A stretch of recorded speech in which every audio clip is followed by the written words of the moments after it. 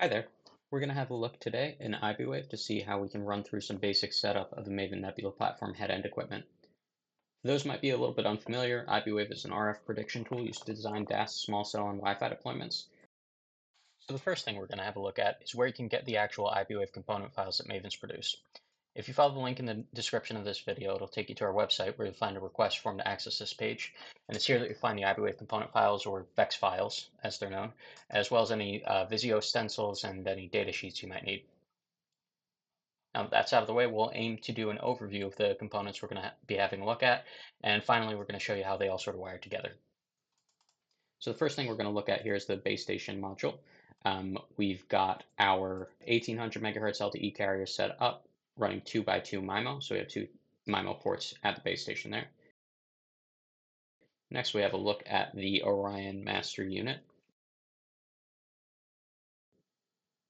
And also we have the PSU module, which itself is non-functional, but it's important to have in there for bill of materials and so forth. And then we also have our radio band modules, or RBMs. Those are used to receive the signal from the BTS. And last, we have our Stratus remote units, which are used to finally reconvert from optical back into the RF domain to feed our system.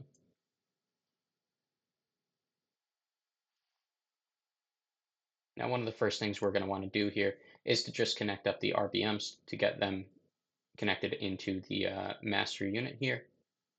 We'll go ahead and do that for all of them. Now, this is something that you don't actually have to do in an actual deployment. So the RBM module itself is just a card that can slot into the master rack unit, and there's no sort of cabling that needs to be done. This is more just an artifact of how we need to do things in iBwave.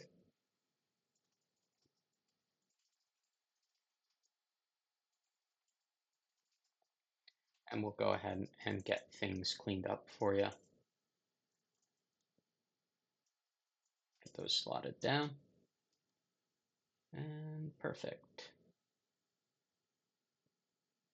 So the next thing we need to do, we'll have a look at some of our generic coaxial jumpers, and we'll connect up a base station signal here to both of our head ends. So remember, this is a 2x2 MIMO. So we've got MIMO A and then MIMO B on the right-hand side there. So we'll get both of those connected up.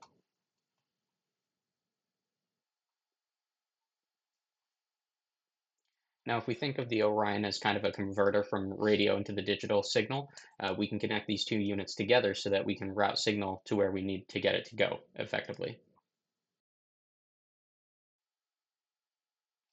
Now we'll have a look at our fiber optic cable here. Now we really just want to make sure that the end connectors and the core counts are going to be the same. So what we're doing here is connecting up the out on the left to the in on the right for one of these ports. Now what that does is that takes all of the sector inputs from the left-hand side unit to direct them to the right-hand side unit, so that they're going to be presented at the out ports of all of those other optical ports there. Now, this is only flowing in one direction, so we effectively need to do the entire thing in the opposite direction as well. So we can go ahead and do that.